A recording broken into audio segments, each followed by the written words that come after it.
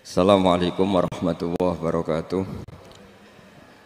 Bismillahirrahmanirrahim. Nahmaduka ya ghafuru ya syakuru. Mashalli wa sallim barik ala sayyidina maulana Muhammadin wa ala alihi wa sahbihi asma'in nama ba'du. Itu kita harus bangga dengan yang namanya sujud, itu harus bangga. Sampai diistilahkan apa? Laula kaya zinatal wujudi ma toba aisi wala wujudi wala taronnam tu napa fi sholati wala ruku'i wala. Andekan ndak ajaranmu ya Rasulullah, saya ini ndak pernah menikmati sujud dan tidak pernah nikmati ruku'. Jadi syarat saya sujud itu ora sekedar kowe metek anggota pitu mboten, harus ada taronnum, harus ada kenikmatan yang luar biasa. Karena sujud ini yang menjadikan kita nanti di surga. Sujud ini yang menjadikan kita layak masuk surga. Sujud ini pula yang menjadikan kita sah disebut umat Nabi Muhammad sallallahu alaihi wasallam. Ciri utama umat Nabi ora kok kemenangan politik atau kemenangan dunia betul, tapi tarohum ruk'an sujada. Umat yang kamu lihat sebagai yang rukuk, sebagai yang sujud. Artinya apa? Kalau Nabi yang soleh diriwayatkan orang soleh, pasti riwayatnya tentang sujud, tentang rukuk. Faham ya? Bareng Nabi diriwayatno LSM sing liberal. Nabi itu tokoh yang menerima semua pihak. Diceritakan Nabi perjanjian dengan orang kafir, kerjasama dengan orang kafir. Ya kok entuk wae dalil. Untuk kondi wae. Aku kadang yo gumun aku sing wong alim ora roh iku roh iku untuk kondi. Aku yo kadang heran. Kadang takok mbek wong. Niku kitab napa? Mbah Gus kula ya jare bar. Mergo aku kitabku ya sak foto-foto kok ora roh. Kono sing kitabe cilik kok roh. Ini penting saya utarakan. Mulane kula teng donya, kula nggih di bojo, nggih syukur, di anak nggih syukur. Tapi aku paling syukur kok kita ditakdir napa sujud. Mergo iku yang identitas kita. Ya ayyuhalladzina amanu ruk'u wasjudu wa'budu rabbakum. Kena iman tenan ciri utamane rukuk, ciri utamane sujud. Saiki mboten. Orang tuh ndak nikmati rukuk dan sujud. Bedino sholat tetap ngeluh, ora di duwe utangnya akeh. Mestinya ketika nganggap sujud itu segala-galanya, ditakdir sujud itu senengnya bukan Nabi itu nak nyifati sujud saking senengnya. Hatta takuna sajdatul wahidah khairan minad dunya wa ma fiha. Sehingga satu sujud lebih baik dari dunia dan seisinya. Coba sekarang, nanti kamu di akhirat, identitas kamu yang menjadi sah masuk surga itu hanya sujud kamu. Tapi kita sujud itu biasa wae, seakan-akan ndak nikmat Allah yang luar biasa untuk duit akeh. Ini kan markai tenan. Markai tenan, entek oleh markai. Ini apa-apaan? Kan aneh, Allah mengatakan sujud itu spesial, kemudian kita nyifati sujud hal yang biasa. Aneh, berarti kamu mensifati sesuatu tidak dengan sifat yang diberikan Allah dan Rasul. Allah mensifati sujud itu luar biasa. Mulane kula nu salat iku seneng makmum. Kula nak sujud itu nikmat tenan. Ya sujud itu wis ngene iki. Mulane kula nu yakin di antara barokahnya Habib saya itu karena melanturkan beberapa syair yang itu mudawan itu dibukukan ulama-ulama dulu kayak tadi. Laula kaya zinatal wujudi ma toba aisi wala wujudi wala taronnam tu fi sholati wala ruku'i wala sujudi. Taronnam tu nyanyi-nyanyi kecil. Maknane ora sekedar ya tentu ndak nyanyi. Ngono wis dangdutan apa sujud boten. Maksudnya iku menikmati taronnam itu. Kok rakyat itu sujud perucat gak jelas. Masya Allah ya kok urip. Kalau aku heran. Itu tenang. Coba sekarang sampean lihat surat Fatah yang di akhir.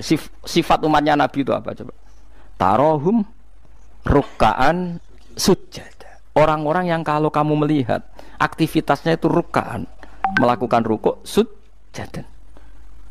Memang kita punya ambisi politik menguasai Indonesia atau apa, enggak apa-apa itu, tapi setelah rukuk dan sujud. Bahkan kalaupun kita berpolitik demi supaya rukuk enggak dilarang, sujud enggak dilarang. Semua porosnya demi napa sujud. Mulane surat Iqra dimulai dan ditutup dengan wasjud waktari. Sekarang enggak. Umat Nabi ngomong fadhail sujud itu do pelo. Bu pelo bisu. Ngomong fadhail sujud wis ra iso. Padahal sujud ini yang identitas kita. Kita masuk surga itu karena sujud. Bahkan ketika kita masuk neraka, iku neraka sing rawani iku walam takulin nar atharos sujud. Neraka itu tidak berani makan bekas-bekasnya. Kayak apa kalau yang sujud itu bathuk kamu, tangan kamu, dengkul kamu, terus hati kamu, fisik kamu. Mana nak sujud? Nak cara fikih sujud itu kan sementing anggota pitu nemplek. Gini ku napa al-jabhah wal yaden warukbaten wal qadamen. Berarti itu kan bathuk sitok, pira gen telapakan loro, dengkul loro, terus apa? Delamaan sikil loro. Kemudian ulama ada mengatakan harus ma'atahamulin yasir, sedikit ditekan. Mbok ukurane nganti ngecap ora roh, pokoke niku ukurane ku ditekan apa? Sedikit. Oke. Tapi sebetulnya kalau kamu fair, itu hanya syarat cara fikih. Nak cara Kanjeng Nabi zaman sugeng nak sujud nganti gituan. Kulo nu cek apal. Ya Allah sajadalaka wajhi wa sam'i wa basori wa mukhi wa asmi wa sya'ri wa mastaqallat bihi qadami. Nabi ku nak sujud, ya Allah, jasad saya ini sujud kepada Engkau. Disebut semua. Sya'ri rambut saya, asbi sumsum saya. Sajadalaka wajhi wa sam'i karuan ya, wa basori wa mukhi sumsum saya, wa asbi sendi-sendi saya, wa sya'ri rambut. Iku nunjukno nek iso ke sujud itu total. Mulane kula suwun iku pentinge wong saleh disejarahno wong napa saleh. Para habaib sing saleh-saleh ku nak nyejarahno nabi ku sejarah bahwa nabi itu laula kaya zinatal wujudi matoba aisi wala wujudi. Mane umpama ora didikane jenengan uripku ora ana gunane. Matoba aisi uripku ora ana gunane, ora ana enake blas. Wala wujudi wujudku ya ana gunane. Kenapa ora ana gunane? Mergo kula ora iso wala taron namtu fi sholati wala ruku'i wala sujudi. Ya, tapi kowe ora perlu alim paham koyo ngene ora perlu. Wis aku joget tok las ra apa-apa. Sing penting aja wis ra paham malah ngaram-ngaramno bid'ah. Betano. Bocah kok kecangkemane ngono. Tapi kula pastikan, tapi nanti kalau orang soleh enggak diriwayatkan orang soleh, sing dilihat ya sisi-sisi yang tidak khasnya kesalian itu. Taruh saja misalnya gini, Mbah Hamid Pasuruan soleh, Mbah Mun soleh, Mbah Dola Barwani soleh, di sejarah nong rapati soleh, tamu nih akeh, diterima semua pihak, mulane uripe kepenak, mesti ngono lah sejarah nong. Tapi nak sing sejarah nong soleh, keselah tetap mulang.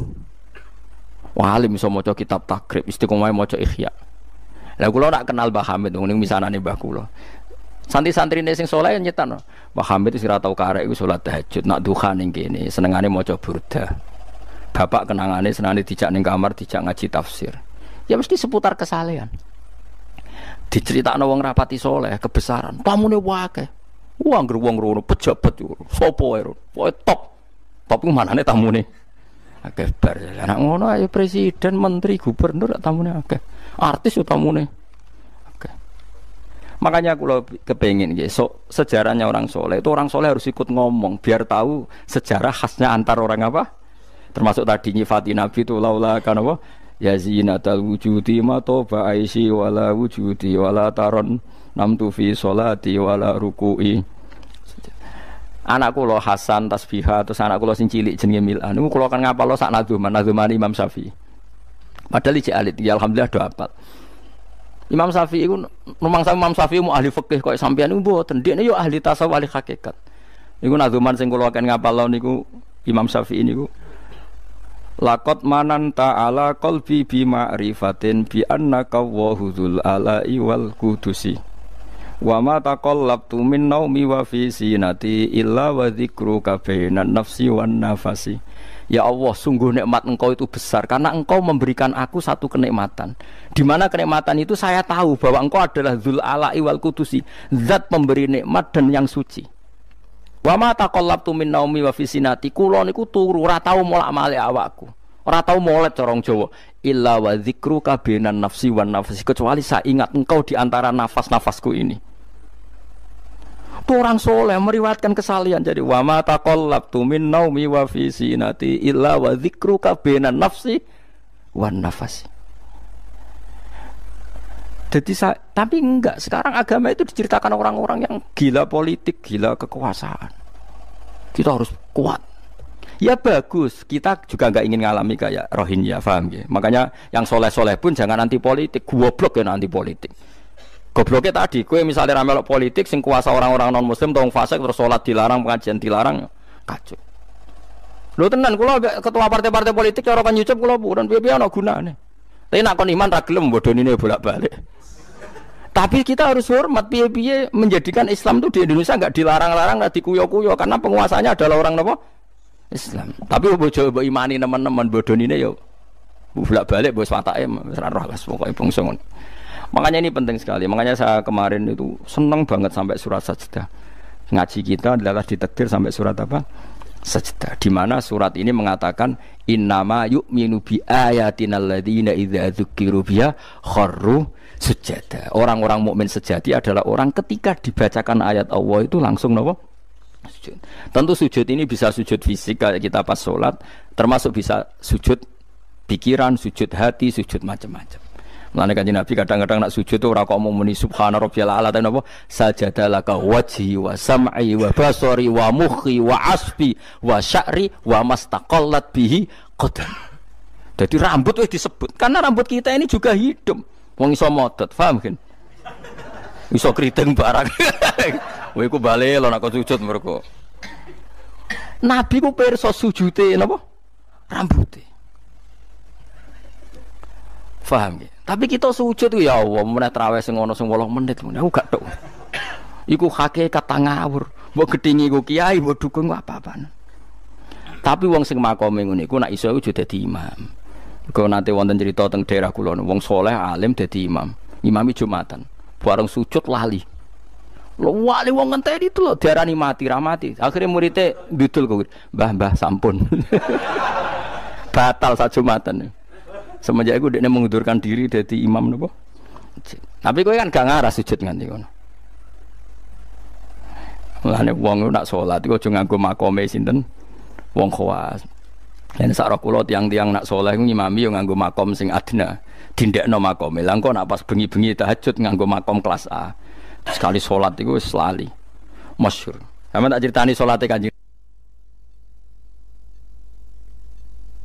Kanjeng Nabi nak sholat tu Aisyah turun ning ngarepe.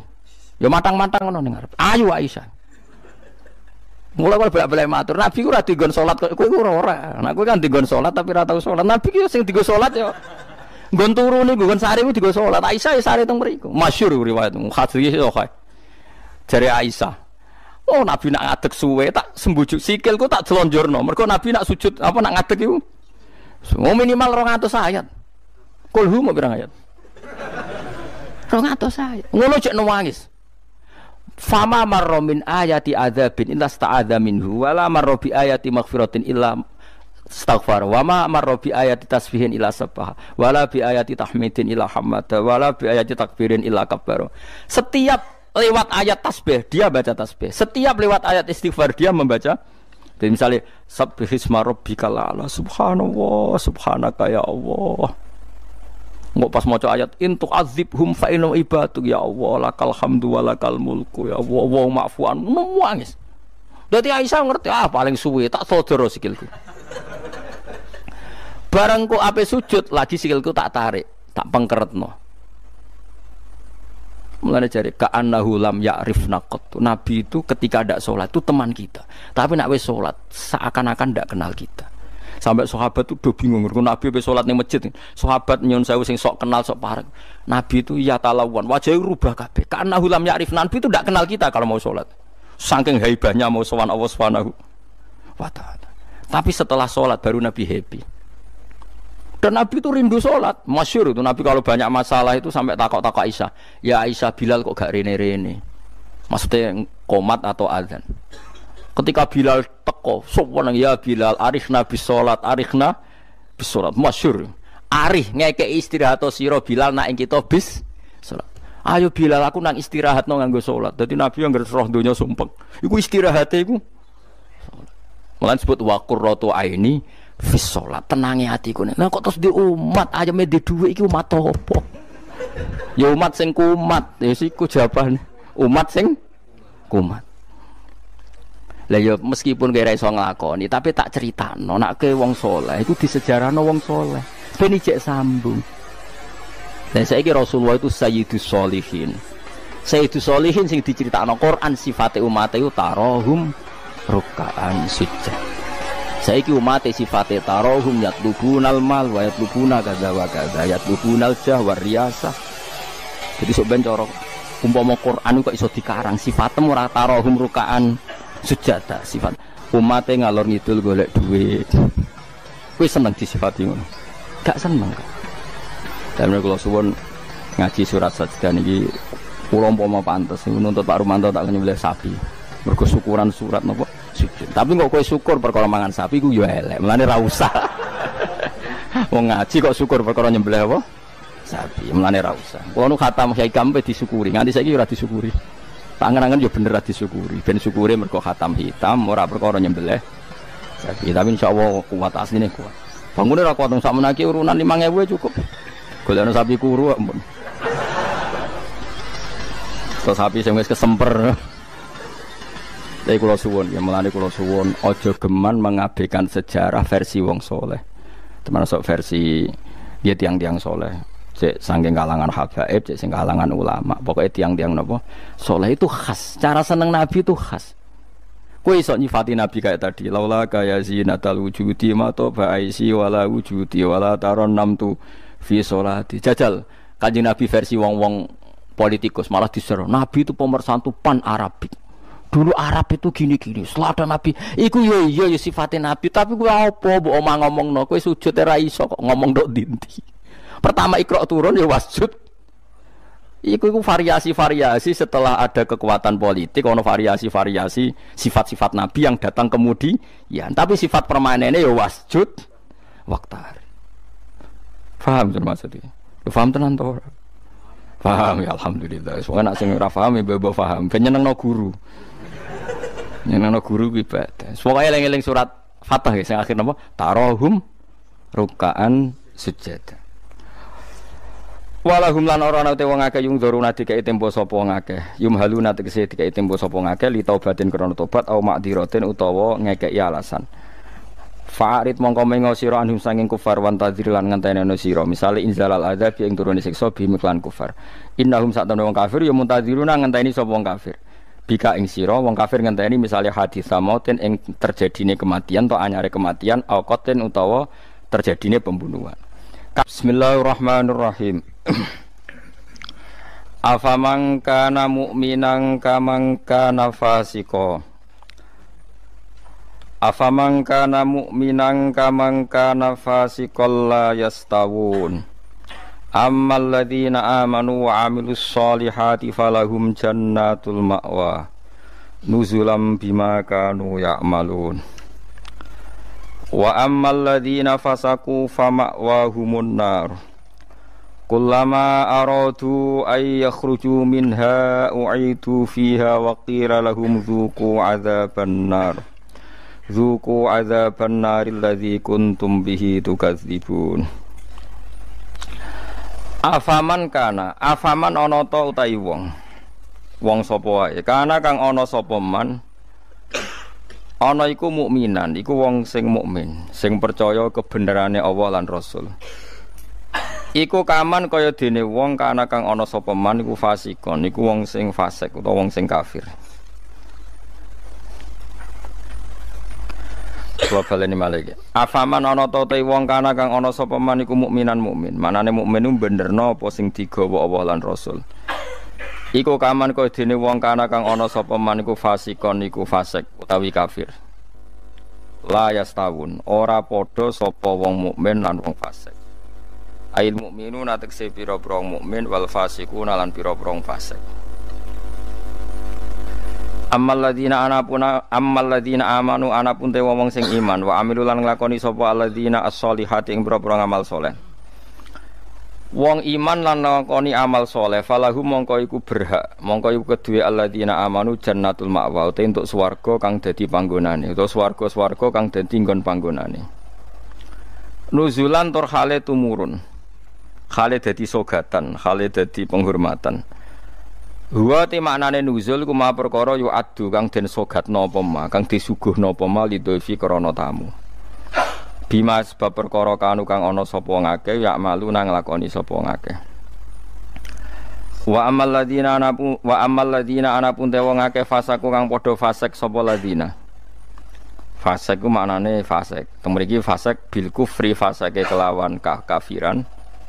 Wah ini gak apal loh, kalau kados ngaji kalau wingi, pokoknya angger fasek disebut Quran kok ahli neraka, buatan kok fasek sampean, buat ini fasek ringan, nih fasek medium nih, fasek sing ahli neraka bil kufri wat takdzibi. Wah apal loh, wah angger fasek kok ahli neraka, mana apa fasek kekafiran, lan fasik nggorohno Allah lan apa Rasul. Tapi nak fasik kaya sampean bodoni wae enteng.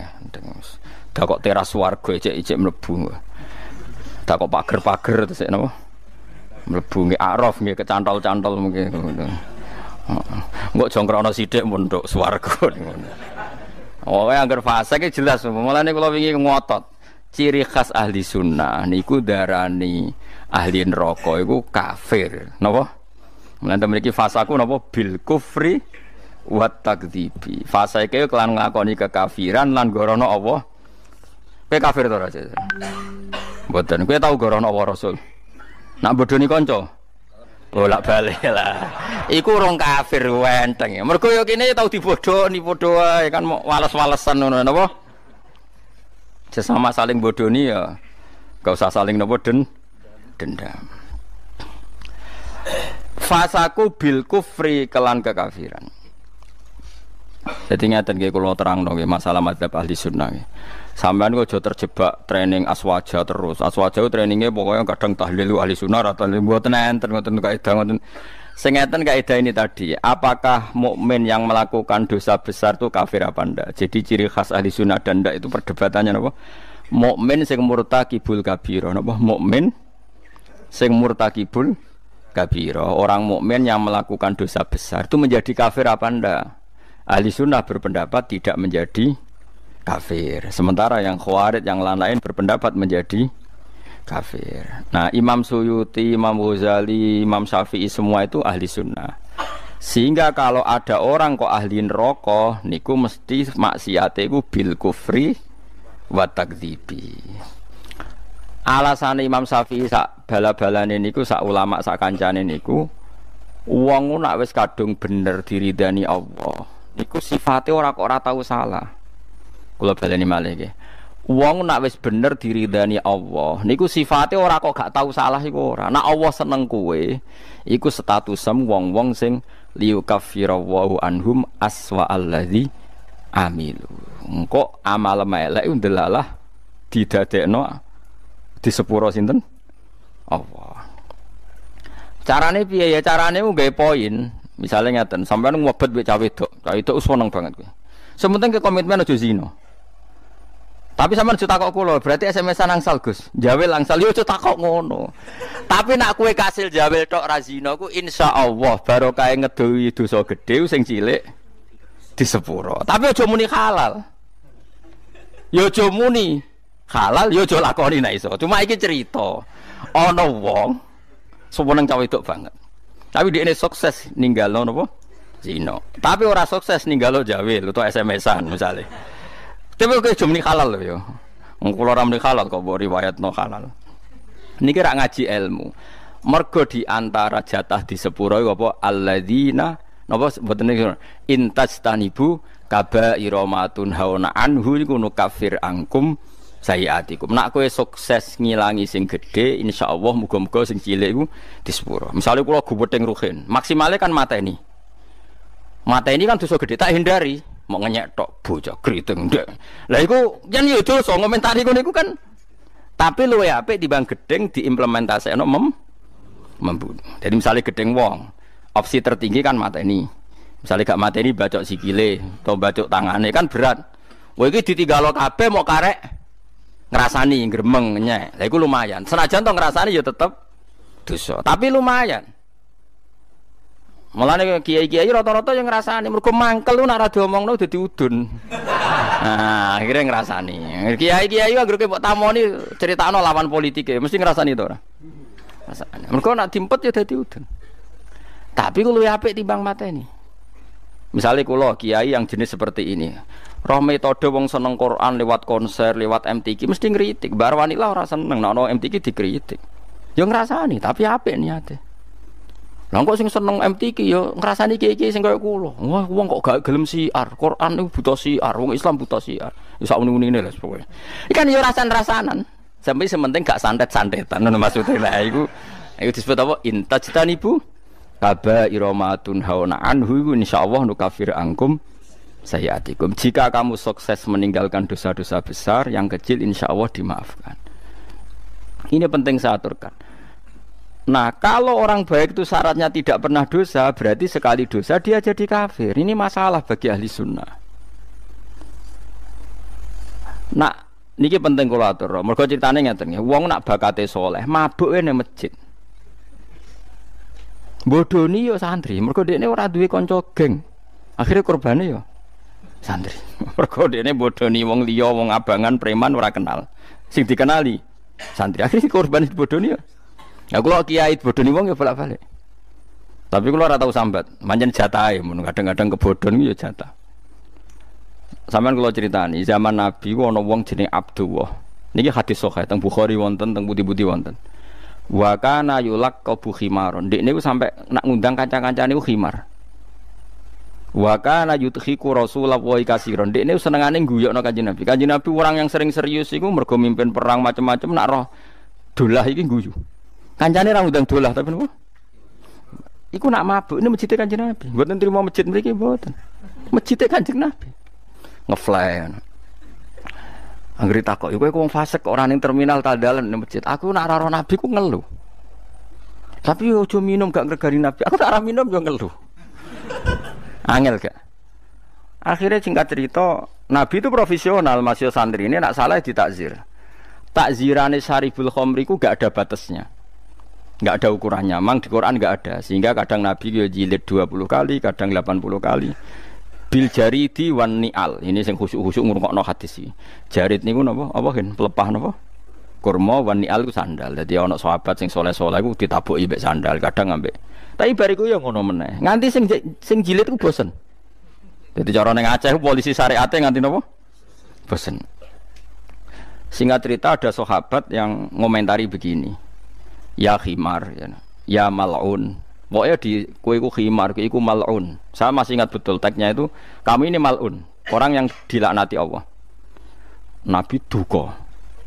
La tal'anuhu fa innahu yuhibbu waha wa rasul. Lalu dalil ahli sunnah, kamu jangan melaknati dia. Fa innahu yuhibbu waha.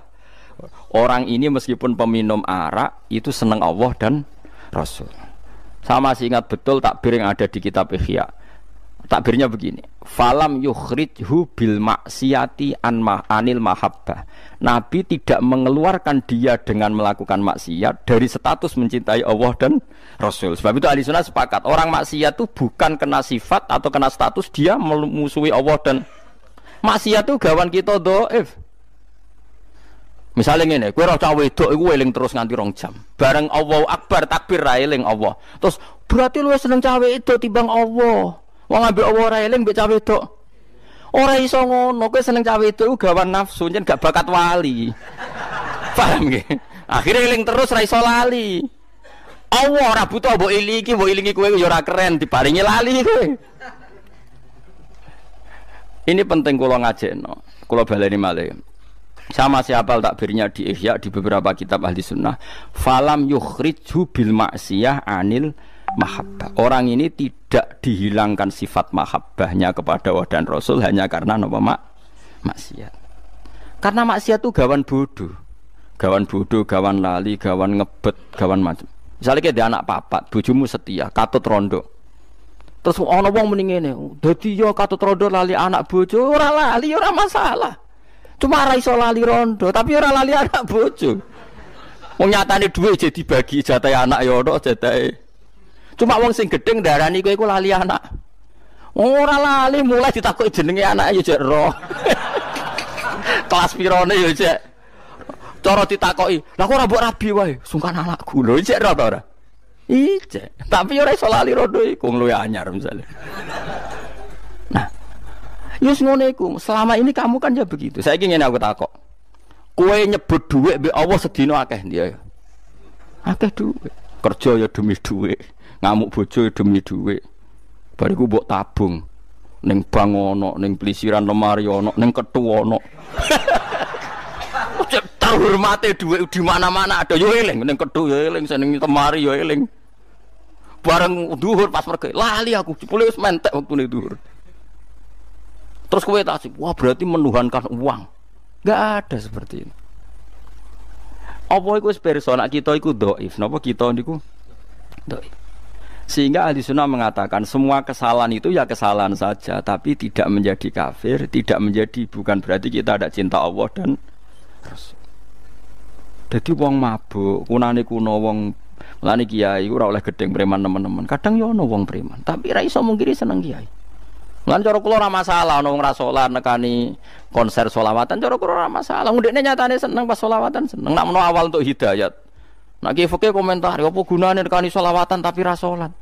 Lah nek dene ra tau nekani selawatan, ra salat terus jalur hidayate kon diye nak menawa ana siji loro selawat sing ditampa dadekno sebab napa? Hidayat. Seneng kok komentar. Ora melok dadi pangeran kok geger. Jadi kalau baleni malih, mulane teng mriki angger kitab Ahli Sunnah wal Jamaah sing asli, ku angger ana ayate pangeran dawuh fasaku mesti bil kufri wa takdzibi. Dadi dosa fasik sing sebab kekafiran lan sebab gorono Allah lan iku lagi ahli neraka. Harun Ar-Rasyid itu dinasti Bani Abbasiyah. Itu pinter sekali. Ada seorang ustadz yang agak ekstrim. Itu datang ke Harun Ar-Rasyid. Ya Amirul Mukminin, inni nasihun laka famusaddidun alaika. Fala tajidanna alayya fi nafsika syai'an. Saya mau nasihati kamu tapi saya mohon jangan masukkan hati. Karena nasihat ini penting. Tapi saya akan keras, vulgar, akan keras, kritik saya akan keras karena Anda sebagai Amirul Mukminin tidak pedes. Apa kata Amirul Mukminin Harun Ar-Rasyid? Uskut ya Ustaz. Nah, sebagai riwayat uskut ya jahil. Kamu itu Ustaz bodoh, tidak usah banyak omong. Terus ditanya, kenapa saya bodoh?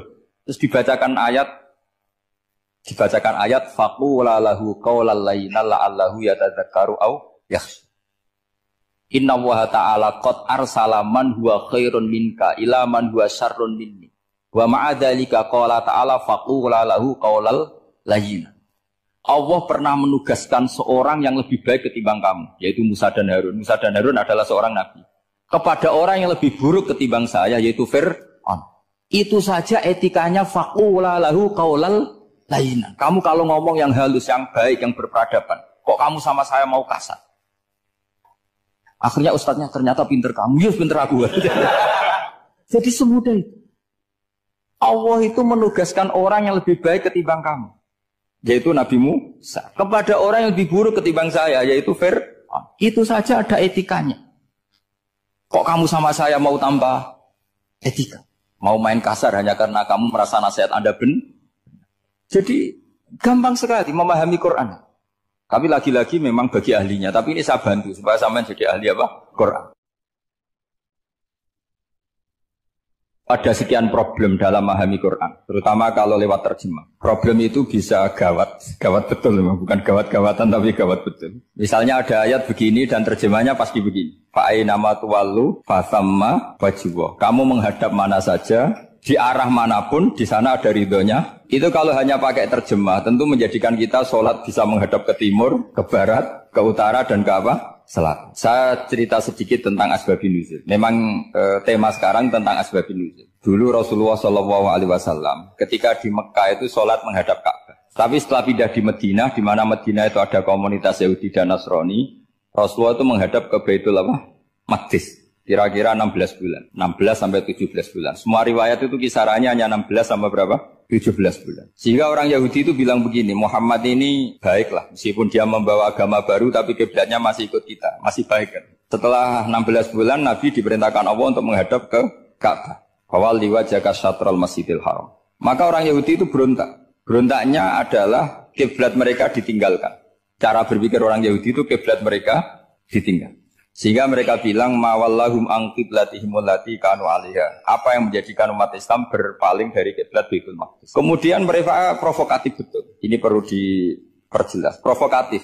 Bilang begini, "Inna Muhammadan tahayyara fi din." Muhammad ini bingung dalam beragama sehingga habis ngomong A ngomong B, habis kiblat Ka'bah, kiblat Baitul Maqdis. Sehingga dalam banyak tarikh disebutkan peristiwa kiblat itu terbanyak melahirkan orang murtad, orang yang keluar dari Islam gara-gara provokasi orang Yahudi. Muhammad tahayyara fi din. Muhammad itu bingung dalam menentukan pilihan apa? Beragama. Kemudian walhasil singkat cerita akhirnya Nabi itu madhep Ka'bah. Apa yang terjadi mukjizat itu adalah bahwa agama ini agama yang mewakili semua agama sebelumnya yang masih orisinil. Yaitu Nabi akhirnya berargumentasi Ka'bah adalah kiblat yang asli, yang lebih tua. Terus mereka tanya, buktinya apa? Dijawab oleh Quran, fihi ayatum bayyinatum maqamu apa? Ibrahim. Ka'bah bukti tertua adalah di situ ada makam Ibrahim. Makam itu jejak kaki. Ya kalau bahasa Indonesia makam itu kuburan. Kalau dalam bahasa Arab makam itu jejak apa? Jejak kaki. Sehingga diketahui oleh sejarah dibuktikan di situ ada jejak kaki siapa? Nabi Ibrahim. Sementara nisbatnya Baitul Maqdis itu adalah kepada Nabi Musa dan Nabi Harun. Yang ini adalah turunan dari Nabi siapa? Ibrahim. Hikmahnya apa? Begini, sebagai bukti bahwa Baitul Maqdis pernah menjadi poros Islam atau poros Tauhid, maka Nabi Muhammad pernah disuruh menghadap ke Baitul Maqdis. Buat inget-ingetan kalau ini pernah menjadi poros apa? Tahu? Tapi tetap tua-tuaan masih tua apa?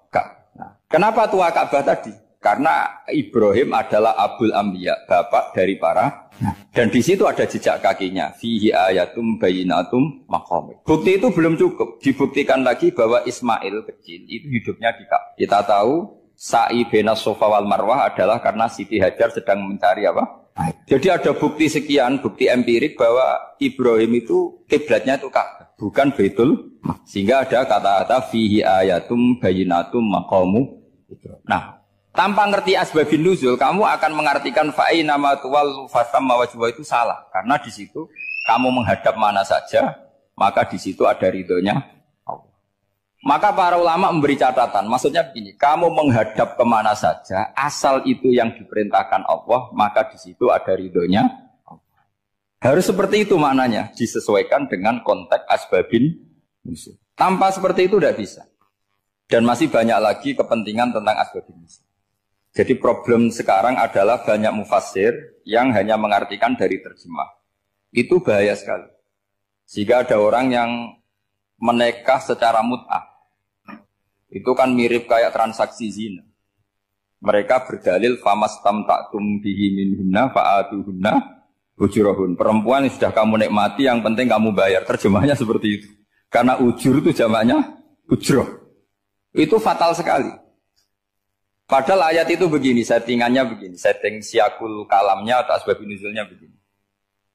Ini sekaligus, memang saya sengaja ngaji dengan tema yang berat, bentuk penghormatan pada yang ngaji.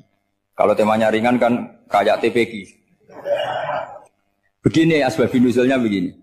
Wal muhsanatu minan nisa yang awal juz 5 itu, ya kita santai aja, yang awal juz 5 itu sebetulnya maktuf, diatafkan pada ayat hurrimat alaikum ummahatukum wa banatukum wa akhwatukum wa ammatukum wa kholatukum wa banatul akhi wa banatul ukhti. Jadi perempuan yang haram dinikah itu ada 7. Yang faktor nasab, yaitu siapa? Ibu, putri, saudara putri, bulik dari bapak, ammah itu bulik dari bapak, kholah itu bulik dari ibu, keponakan dari saudara lelaki, keponakan dari saudara perempuan. Ini disebut haram karena nasab gen. Kalau orang Jawa bilang hanya 4 karena ngitungnya bulik baik dari bapak maupun ibu. Kalau orang Jawa bilang kan bulik terus keponakan dihitung 1. Padahal ada keponakan dari saudara lelaki, ada keponakan dari saudara apa? Perempuan, wabanatul akhi wabanatul ukhti. Terus kedua haram karena rodok. Kita tahu dalam hukum Islam rodok adalah sama dengan nasab. Jadi ibu yang pernah menyusui kamu berarti jadi ibu kamu.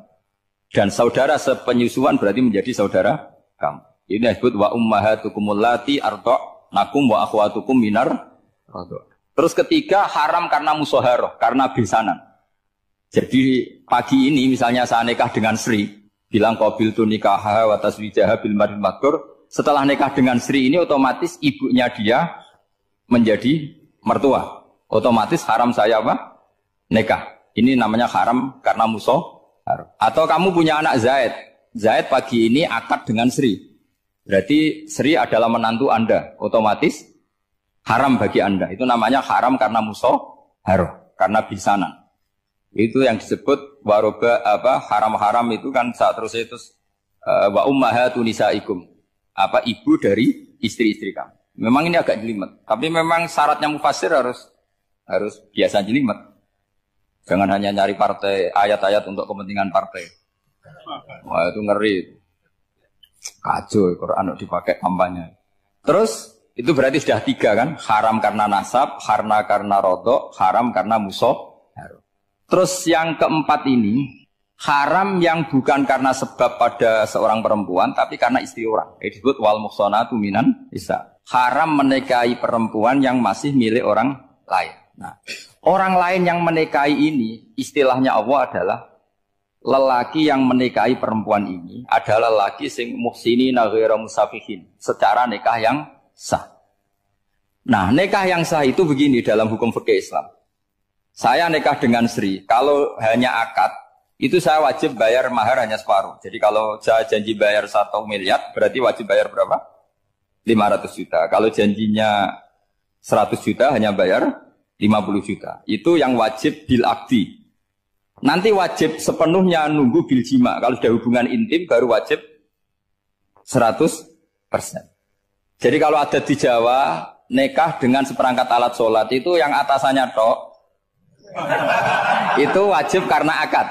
Nanti bawahnya nunggu setelah hubungan apa? Intim. Nah, ini hukum Quran, bukan hukum saya. Makanya kan wa in talaqtumuhunna min qabli an tamassuhunna, saat terus fanis suma faradtum. Hanya wajib bayar setengah. Nah, perempuan yang sudah diajak hubungan intim itu kata Allah fa'atuhunna ujurahun, maka wajib kamu bayar penuh. Jadi ayat itu tentang perempuan yang sudah dinikah, kita harus bayar berapa? Harus bayar penuh. Ini penting saya utarakan. Nah, problem kita sebagai orang Indonesia, ini juga problem Pak On, problem semua kiai. Mahar di Indonesia itu nggak bisa dibahas di Quran. Karena keterlaluan, kecilnya itu keterlaluan. Saya ini kan kiai, sering ngakatkan itu sampai bosan, seperangkat alat sholat itu ngawur sekali. Ini mbak harus nggak mau gitu. Saya provokasi minimal itu ya berapa? 100 juta berapa? Pantasnya berapa? Pantasnya berapa? 10 gram itu berapa nilainya? Kan 1 gram 500 ribu, baru 5. Ya sudah mendingan itu 10 gram. Quran itu bayangannya gini, sambil latihan, yang hafal-hafal biar latihan. Jangan dapat beasiswa karena hafal tapi nggak jelas juntrungannya. Quran itu bayangannya gini, ini nggak mungkin Quran ini bisa dibaca di Jawa. Wa in aradtum mustibdala zawjin makana zawji wa ataitum ihdahunna qintaran fala ta'khudhu minhu syai'a. Jika kamu nikah sama seorang perempuan, kemudian kamu cerai, maka mahar yang sudah kamu berikan jangan ambil lagi. Karena mahar di Arab itu mahal, 100 juta, kadang mobil Alphard, kadang GMC. Sehingga setelah menceraikan tuh kebayang menarik. Kok enak, dulu saya memberikan itu kan dapat servisnya, sekarang sudah saya cerai, saya tarik. Kalau mahar di Indonesia kan seperangkat alat sholat. Jadi gak kebayang ada kalimat fala ta'khudhu minhu syai'a, jangan ambil lagi. Kebayang ngambil aja enggak? Apalagi kalau nikahnya sudah 2 tahun kan sudah lusuh, sudah. Tapi kalau di Arab itu kebayang karena mahal. Makanya orang Arab suka nikah orang Indonesia karena murah. Jadi bahasa kintoron itu harta yang enggak ternilai. Wa ataitum ihdahunna kintoron. Yang enggak ternilai, mahal betul.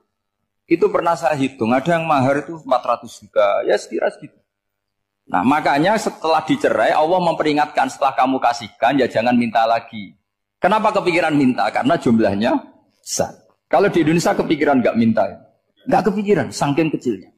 Seperangkat alat sholat, kadang 1 juta. 1 juta itu setelah hubungan intim, sebelumnya yang wajib hanya 500. Itu kan nggak kebayang. Makanya susah ngartikan Quran di Indonesia, kadang susah, karena kadang terlalu. Itu pernah Sayyidina Umar radhiyallahu anhu pernah bilang begini, wahai para perempuan, mahar itu jangan mahal-mahal, kasihan para lelaki. Itu ada perempuan alimah, ya orangnya alim betul. Itu usul langsung gini, ya Amirul Mukminin, laisa dzalika laka ya Amirul Mukminin. Waqad qala ta'ala wa atiitum ihdahunna qintaran. Kamu hanya seorang Amirul Mukminin, tidak berhak bikin aturan pembatasan mahar. Allah saja tidak batasi, kenapa kamu batasi? Sehingga dulu yang namanya nikahnya Sulaiman Agung atau Jamaluddin siapa Ratu Agung, kalau hadiah ya sampai tas mahal itu. Ini kan dari bahasa Arab mumtaz mahal. Mumtaz itu istimewa, mahal itu tempat. Dia punya istri yang sangat dicintai, dikasih hadiah mumtaz mahal. Terus ilat Jawa jadi apa? Tas mahal. Itu sama Mujitulik Labab kalah. Itu kalau cerai kan kepikiran minta lagi. Dikasihkan yang baru. Tapi kalau di Indonesia tidak mungkin karena apa tadi? Seperangkat alat sholat. Begitu nyari yang murah lagi. Yang bagus pitanya, bungkusnya yang bagus. Maka nggak mungkin kita maknani Quran tanpa mengenal yang bernama asbabin. Karena makna ayat itu bisa kacau kalau kita tidak tahu asbabin. Yaitu kayak tadi makna fa'ina ma tuwallu fasamma wajhu. Itu maknanya kan kamu menghadap mana saja, boleh saja di sana ada ridhonya Allah. Berarti kan bisa ke timur, ke selatan, ke utara, ke barat. Itu bahaya betul. Sehingga kata ulama harus mengkaji asbabin supaya porsi ayat ini sampai semana jauhnya itu kita tahu. Tanpa tahu itu tidak bisa. Begitu juga menyangkut kiblat. Sekarang saya tanya, kemarin kan ramai dulu juga menak. Kiblat semuanya diukur dengan GPS. Terus beberapa masjid dikomentari salah.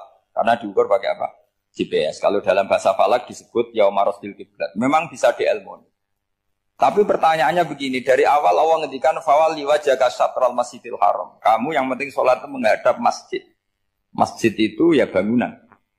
Sehingga kata Ibnu Abbas yang diriwayatkan banyak ulama mengatakan Al-Ka'bah kiblatun li ahlil masjid wal masjid kiblatun li ahlil haram wal haram kiblatun li ahlil masyriq wal maghrib. Jadi kalau orang di dalam masjid kiblatnya harus Ka'bah. Di luar masjid kiblatnya asal bangunan Masjid Haram. Tapi di luar sini kayak di Indonesia boleh semua tanah haram. Kenapa begitu? Kata Ibnu Abbas karena Quran turun di lisanin Arabiyyin mubin. Jadi kalau orang Jogja kalau mau ke Jakarta arahnya kemana? Barat.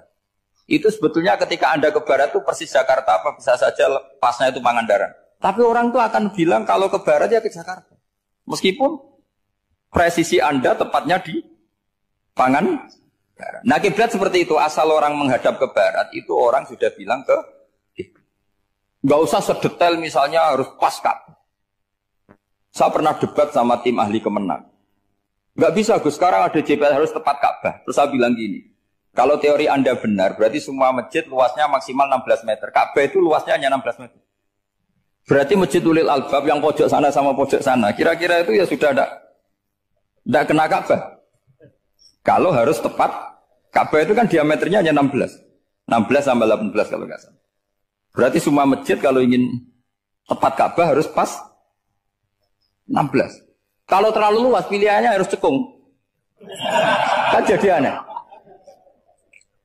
Makanya saya itu sering Pak, dulu saya ini biasa debat fikih. Kalau di tradisi pesantren namanya Basul Masail. Saya punya teman yang paling kurang ajar, yang paling saya kenang dalam panjang sejarah. Dulu itu kalau debat fikih itu ya seru. Kalau aturan fikih kan gini, soft paling baik itu kan soft pertama. Baru kedua, baru ketiga. Yang paling keren kan soft awal, soft. Terus teman saya bilang gini Pak, ya kalau gitu gini aja Gus, desain masjid itu memanjang utara selatan. Biar semuanya soft awal. Gara-gara didesain begini kan ada soft 2, soft 3. Apa susahnya? Kita bikin mulai awal supaya masjid itu memanjang utara apa? Selatan. Supaya semuanya soft awal. Ya kalau ada hukum ya diimplementasikan dalam desain bangunan katanya. Jadi. Itu kan kacau. Terus akhirnya saya jawab, lalu setelah begitu yang paling afdol siapa? Yang dekat imam. Ya sudah, bikin cekung saja kalau gitu. Artinya gini ya, beragama itu yang sehat. Jadi beragama itu berdasar riwayat. Berdasar riwayat, pernah ada ulama yang ngitung. Madinah menghadap Ka'bah itu ya tidak pas. Pernah dihitung pakai GPS. Kiblat Madinah ke Ka'bah itu ya tidak pas. Tidak seperti yang pernah dianjurkan Kemenak. Karena apa?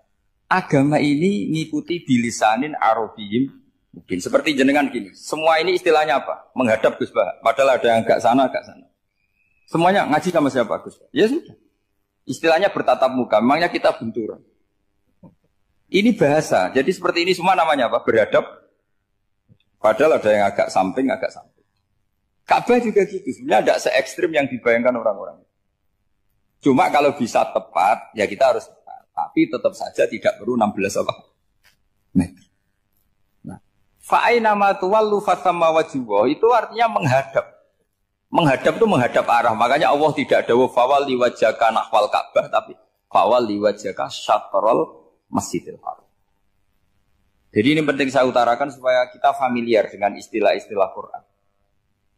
Istilah Quran itu gampang sebenarnya. Kalau kita kaji itu kan. Problem kita tidak pernah mengkaji. Jadi semuanya asing. Kalau kita mengkaji itu gampang sekali. Saya punya sekian cerita betapa pentingnya mengkaji Quran. Harun ar-Rasyid itu dinasti Bani Abbasiyah. Itu pinter sekali. Ada seorang ustadz yang agak ekstrim. Itu datang ke Harun ar-Rasyid. Ya Amirul Mukminin, inni nasihun laka famusaddidun alaika. Fala tajidanna alayya fi nafsika syai'an. Saya mau nasihati kamu, tapi saya mohon jangan masukkan hati. Karena nasihat ini penting. Tapi saya akan keras, vulgar. Akan keras, kritik saya akan keras. Karena Anda sebagai Amirul Mukminin tidak pedes. Apa kata Amirul Mukminin Harun ar-Rasyid?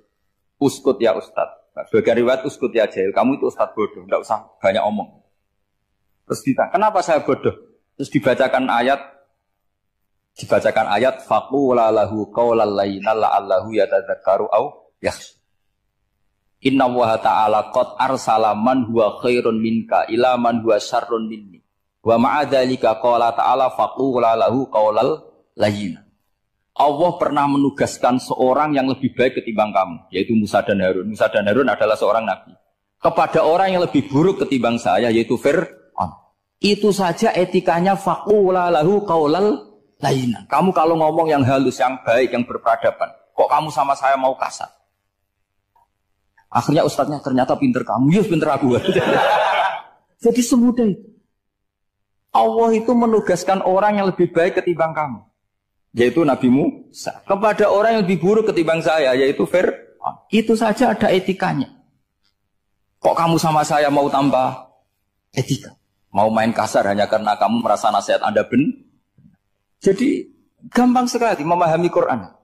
Tapi lagi-lagi memang bagi ahlinya. Tapi ini saya bantu supaya sampean jadi ahli apa? Quran. Meskipun ngajinya sebulan sekali. Sudah sebulan sekali tidak punya kitabnya. Sudah. Jadi ulama dulu kalau belajar Quran itu gampang. Saya berkali-kali cerita. Yang kitab saya baca di rektorat namanya Sajaratul Ma'arif. Itu kalau cerita bikin judul itu enak sekali. Babuna fil ibad bikulil bilad. Bab seseorang di mana saja hidupnya harus bermanfaat. Terus dalilnya itu hanya mengutip makalahnya Nabi Isa, wa ja'alani mubarakan ainama kuntu. Ciri utama seorang nabi apa? Saya di mana-mana adanya berkahi orang lain. Jadi berkah bagi orang lain. Maksudnya tidak jadi problem bagi orang lain. Artinya kamu hidup entah di Jogja seperti Pak Ono orang Jember, saya orang Rembang. Hidup di Jogja manfaat, di Jember ya manfaat, di mana-mana manfaat. Saya pernah di Korea seminggu ya manfaat. Saudara kita TKI yang di Korea ya manfaat. Di sana bikin masjid, bikin apa. Karena ngendikane Allah menceritakan Nabi Isa siapa? Wa ja'alani mubarakan ainama kuntu. Saya adalah orang yang di mana-mana berkah. Artinya manusia eksistensinya harus seperti itu. Hidup di mana saja berkah. Gampang sekali memahami. Pernah Imam Syafi'i ditanya, kalau kamu nggak kehilangan air atau nggak ada air di satu daerah, cari-cari dulu. Sampai nggak ketemu. Setelah nggak ketemu air, baru kamu boleh tayam. Imam Syafi'i ditanya, apa dalilnya harus mencari dulu? Kalau nggak ada air ya langsung tayamum saja. Kenapa harus nyari-nyari dulu? Jawabnya Imam Syafi'i itu gampang sekali. Qala ta'ala falam tajidu ma'an. Kemudian kamu tidak menemukan air. Di mana-mana tidak menemukan setelah mencari. Kalau belum mencari namanya tidak tahu. Kan ayatnya kan falam tajidu ma'an. Kemudian kamu tidak menemukan air. Tidak menemukan tuh nyari dulu apa langsung ambil sikap? Nyari dulu baru kesimpulannya tidak ketemu. Kalau belum pernah nyari namanya tidak tahu. Segampang itu lama dulu memahami Quran karena konstruksinya utuh. Yaitu mereka tahu betul bahwa Quran itu bilisanin Arabiyim. Ketika Futuhat Syam. Syam dulu itu dikuasai tentara Romawi. Era Sayyidina Umar Futuhat. Yerusalem dikuasai tentara Islam. Itu awal Sayyidina siapa? Umar radhiyallahu anhu. Ketika Futuhat mau ada pesta besar-besaran. Tapi Umar menolak. Ketika menolak, kenapa Anda menolak? Beliau hanya baca ayat Inna Allaha ta'ala ayyara qauman faqala adhabtum thayyibatikum fi hayatikumud dunya. Allah itu mengkritik satu komunitas kaum yang zaman di dunia menghabiskan semua kenikmatan. Maka kita tidak perlu syukuran besar-besaran. Jangan-jangan jatah kita di akhirat kita habiskan di dunia. Itu adhabtum thayyibatikum fi hayatikumud. Semudah itu. Semudah itu ulama. Rasulullah pernah dahar, pernah makan. Makan karena 3 hari gak makan, cara di Indonesia gak makan nasi, gak makan daging, sudah lama sekali. 3 hari Nabi hanya makan kurma dan air putih. Pernah Nabi gak makan roti sampai 3 hari. Kalau Indonesia mungkin gak makan nasi. Di hari ketiga, ada sahabat yang berbaik hati, Nabi disembelihkan kambing, dipotongkan kambing, Nabi disuruh dahar. Itu baru dahar setengah piring, Nabi berhenti. Ketika ditanya, setengah piring itu kan sudah kuat untuk sholat, untuk apa sudah kuat. Ditanya, ya Rasulullah kenapa berhenti? Bukankah engkau tidak makan ini 3 hari? Nabi menjawab, walatus alunna yauma idzin anin naim. Semua nikmat yang saya rasakan nanti ada pertanggungjawabannya. Makanya saya tidak ingin banyak-banyak. Wah itu kalau diterapkan di sini nggak populer. Makanya saya tahu gayanya ngaji Quran itu nggak siap dengan konsep-konsep Quran ini. Jadi segampang itu orang dulu. Nah karena apa ya itu tadi? Mereka tahu asbabun nuzul. Quran itu diturunkan dalam konteks apa? Lafat ini arahnya kayak apa? Mutlak muqayyadnya kayak apa? Muhkam mutasabihnya kayak apa? Nasah mansuhnya kayak apa? Nah sedikit saya cerita ini mungkin contoh terakhir supaya agak lama-lama nanti bingung kalau lama. Yang bingung ya saya. Bingung cara memahamkan. Jadi kalau guru itu kan bingung cara memahamkan. Kalau murid bingung cara memahami. Gak tahu tingkat kebingungannya sama. Kalau guru itu bingung cara memahamkan. Kalau murid bingung cara. Jadi ini pertemuan 2 kelompok bingung. Yang satu bingung cara memahamkan. Yang satu bingung cara. Kalau orang ekstremis bingung cara merusak suasana. Itu gak benar itu. Ada loh. Rasulullah itu nabi. Itu paling pusing yang ngadepi orang-orang yang ekstrem. Karena apa? Cara berpikir itu lompatannya itu enggak tertib. Jadi nabi itu cara berpikir itu kecerdasan nubuah. Sementara orang ekstrem cara berpikir itu kecerdasan nafsu. Bukan kecerdasan manusia. Kalau manusia masih baik nafsu. Misalnya begini kalau dalam tradisi nubuah itu. Saya dengan Pak Anu berteman lama. Mulai tahun 2000 berapa. Itu kalau Pak Anu bertamu ke saya harusnya tidak usah tak kasih makan. Karena sudah dekat. Tapi kalau kenalan baru itu dikasih makan, disangoni. Jadi Nabi itu perilakunya agak unik. Akhirnya ada orang yang cara berpikir itu dangkal. Ya Rasulullah ini tidak fair. Yang iman lama tidak diservis, yang iman baru diservis. Cara berpikir Nabi begini. Orang Ansor itu kan sering memberi Nabi. Perjuangannya Nabi ditopang orang apa? Ansor. Donatur lah, kira-kira orang Ansor itu donatur. Donatur itu keren. Karena donatur itu artinya al-yadul ulya khairum al-yadis. Sehingga ketika Nabi sudah menguasai negara, menguasai Mekah, Medina, sudah futuhat. Itu orang Ansor tetap tidak diservis. Yang diservis Nabi itu orang-orang baru masuk Islam. Disebut wal mu'allafati qulubu atau Islam mu'allaf. Ada 1-2 orang yang protes. Tentu yang enggak pinter. Bukan protes pasti tidak pinter. Wong iskal-iskalnya sendiri. Otaknya enggak sampai-sampainya sendiri. Orang lain disuruh jawab. Makanya di sini tidak ada tanya jawab. Nanti iskal-iskal kamu sendiri. Bingung-bingung kamu sendiri. Saya disuruh jawab. Berarti Gus Pak enggak mau ditanya. Ya memang enggak mau. Karena tadi jawab sendiri aja. Nanti pinter sendiri. Kapan-kapan pinter sendiri. Akhirnya tanya begini. Cara tanya gini. Ya Rasulullah. Ini enggak fair.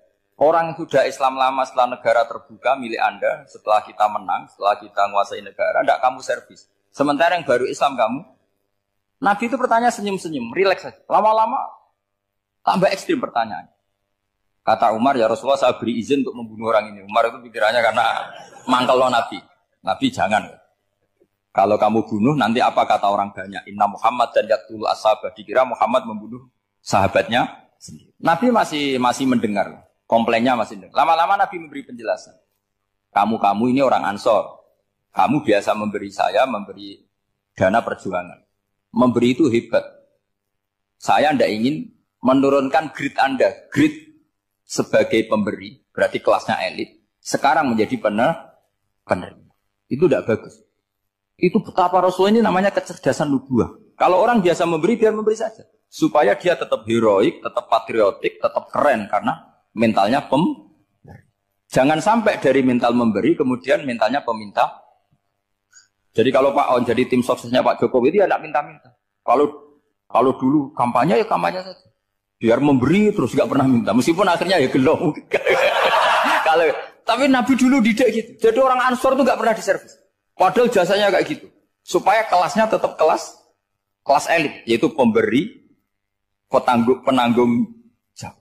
Nabi gak ingin orang Ansor turun grade menjadi Orang-orang yang cerdas nubuah menerima konsep Nabi seperti itu. Lo tanya sama Pak On, saya ada Daniko terjemahan UI itu puluhan tahun sama Pak. Itu beliau ke kontrakan saya ke rumah beliau. Tidak pernah berharap apa. Saya sangat tertutup. Bukan apa-apa ya, kalau ingin memberi saja. Kontribusi saya pada Al-Quran. Saya tidak kepikiran mendapat. Supaya heroik. Tapi orang-orang yang cerdas amatir tadi, ini nggak fair.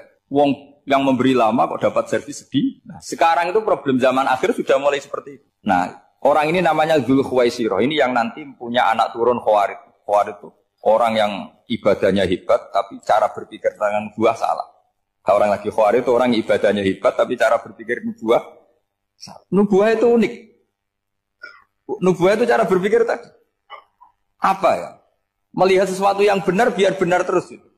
Yaitu tadi, mental memberi itu ya biar memberi terus, tidak usah di-share. Maka ketika Abu Bakar jadi Khalifatul Rasulullah, itu ada sistem kepegawaian. Itu gajinya Umar yang sudah Islam lama, gajinya Abu Bakar yang sudah Islam lama. Itu sama Abu Sufyan sama, padahal Islamnya Abu Sufyan baru setelah Fatih Mekah, kira-kira baru setahun. Terus diprotes sama orang-orang, ini Islam lama kok gajinya sama Islam yang baru setahun kok sama. Kata Abu Bakar, Fadha'iluhum indallah. Mereka punya kelebihan Islam lama itu indallah. Nanti balasannya biar surga.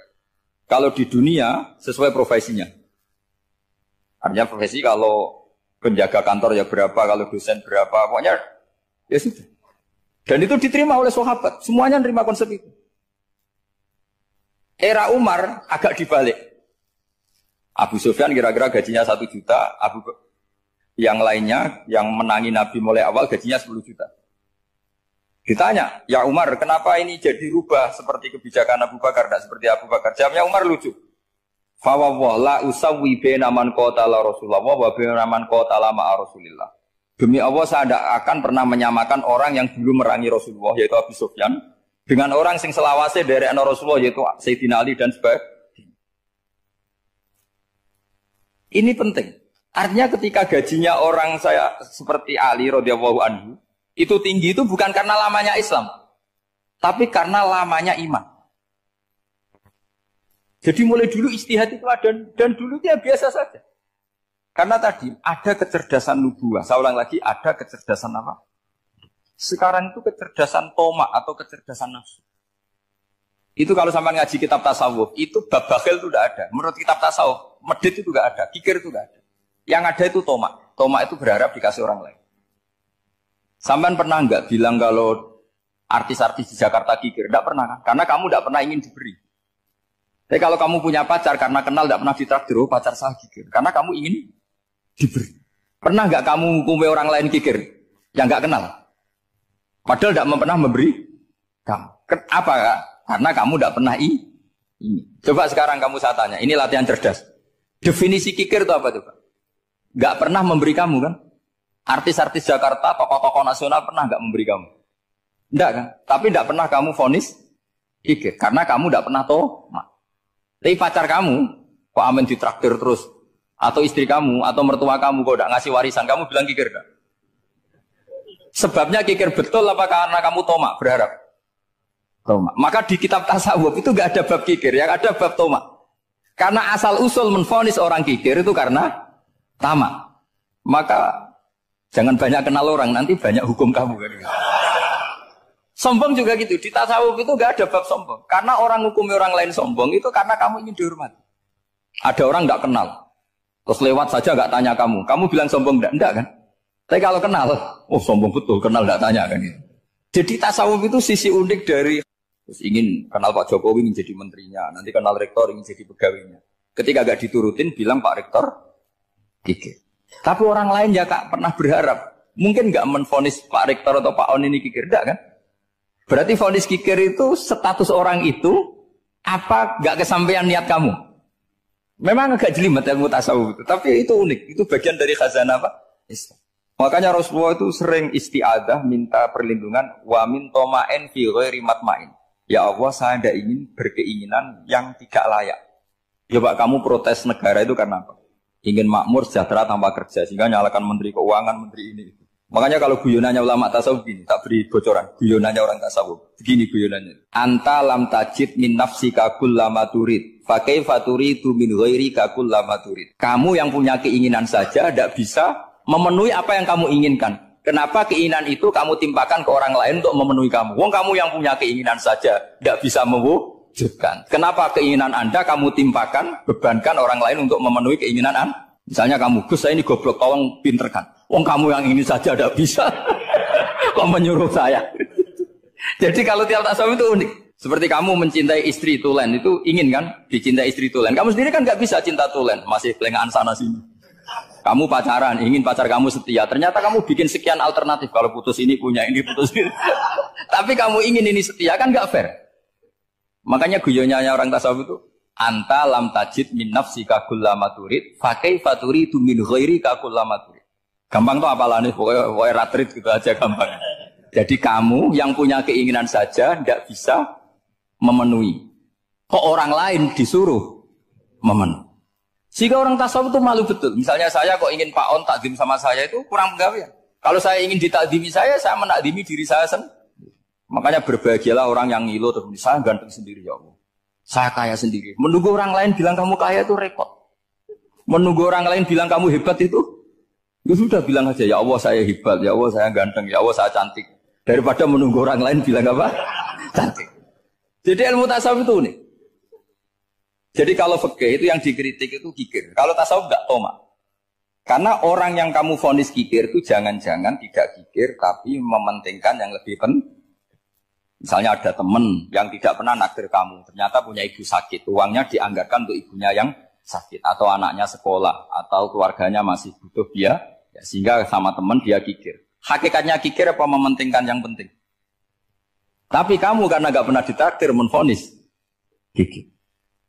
Nah ini pelajaran, jadi makanya yang dianteni ilmu tasawuf itu tomak, tamak itu kalau dalam bahasa Indonesia, bukan kikir. Karena vonis kikir itu akan disematkan orang yang tidak kesampaian hajatnya. Pokoknya bapak saya itu, keluarga kiai itu ajarannya itu. Yang penting jangan berharap dari orang lain. Ini Pak On saksinya, saya dulu benahin terjemah itu nggak pernah ingin diperlakukan seperti ini. Yang ngaji aja. Karena pikirannya keluarga kiai itu sederhana. Kalau ngamal ya ngamal saja. Ngamal itu heroik. Makanya buyut-buyut kita semua ini kan pahlawan semua.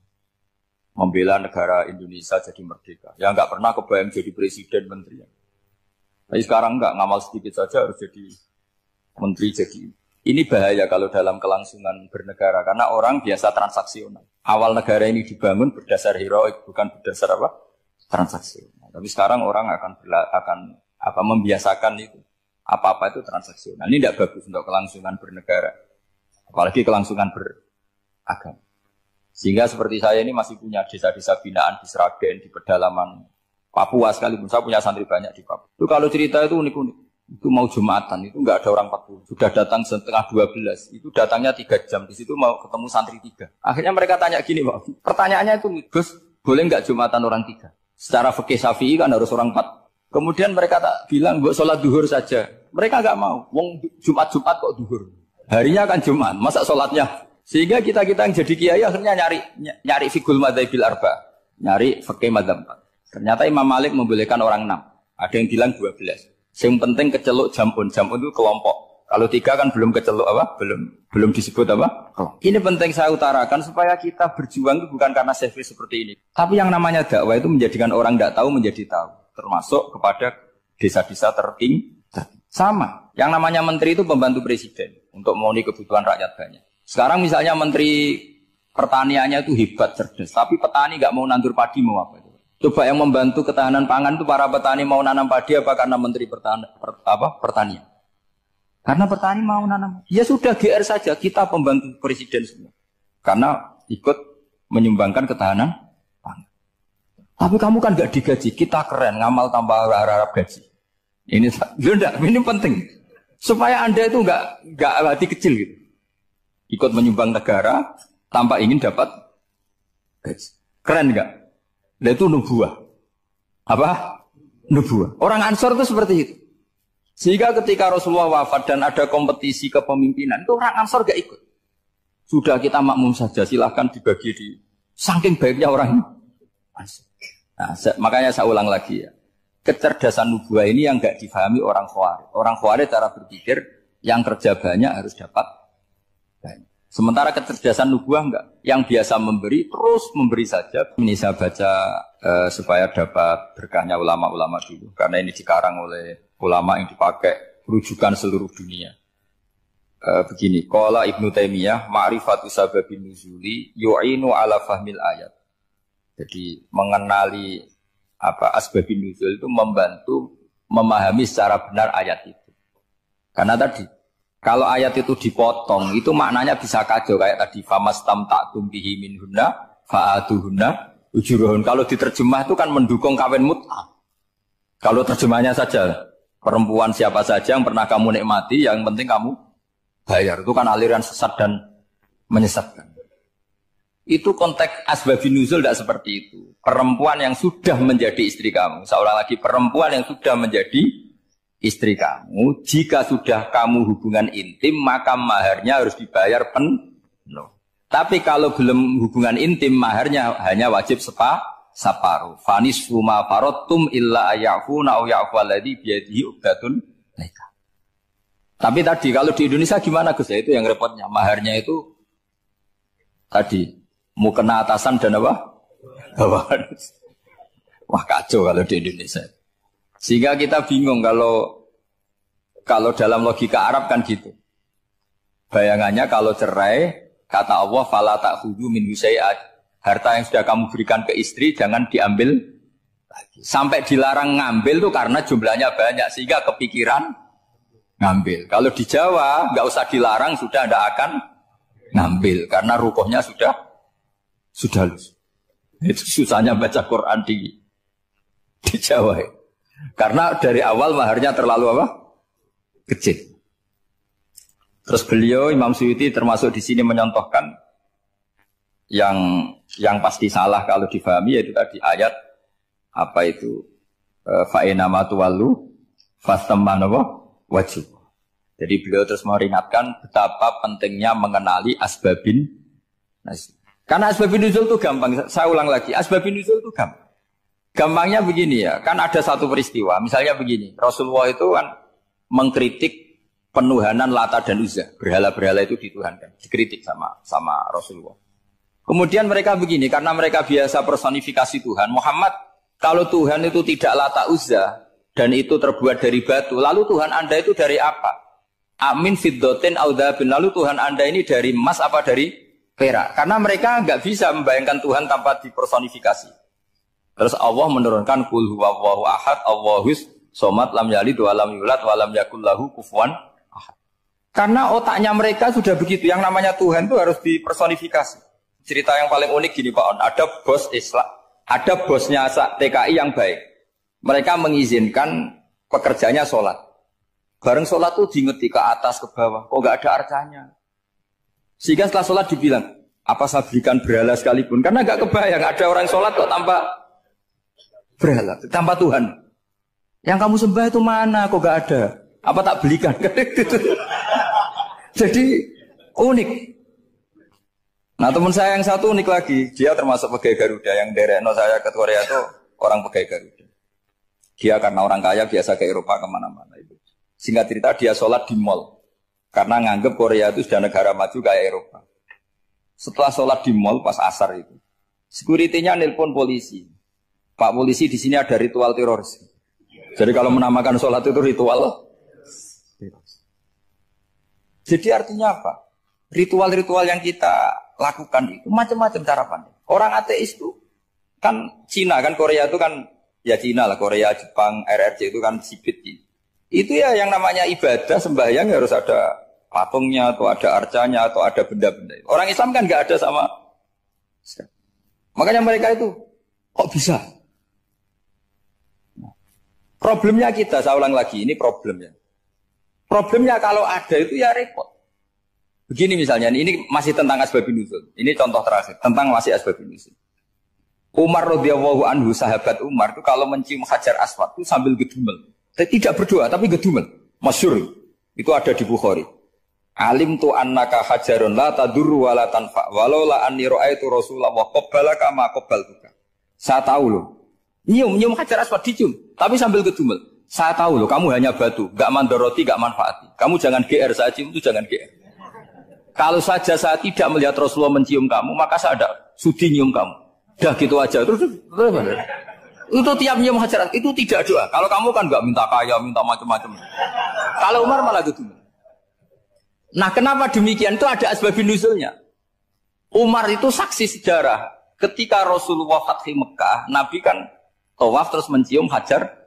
Itu di belakang masih banyak orang kafir. Kebetulan Umar masih di sana. Sudah Islam Umar, tapi dia di belakang. Dengar orang-orang kafir, Muhammad itu aneh. Katanya melarang nyembah batu. Ternyata dia nyembah batu. Jadi Nabi nyium Hajar Aswad itu dikira nyembah.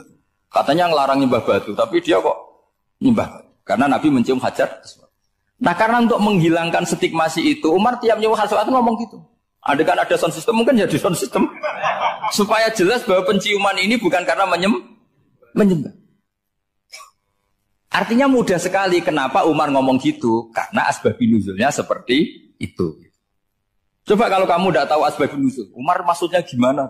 Gak doa, gak apa kok malah ngomong gitu kan.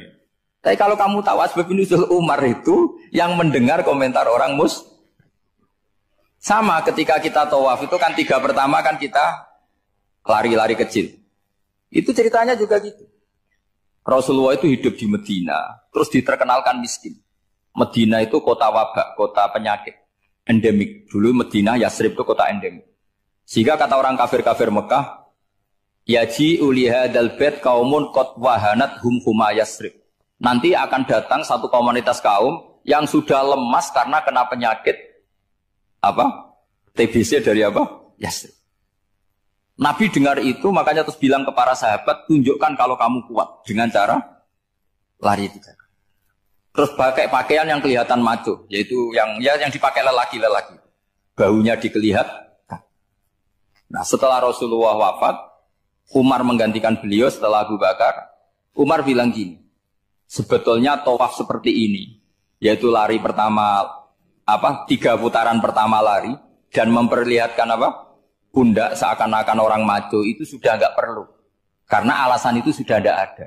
Tapi ini tinggalan Rasulullah, maka jangan rubah ya tetap seperti ini.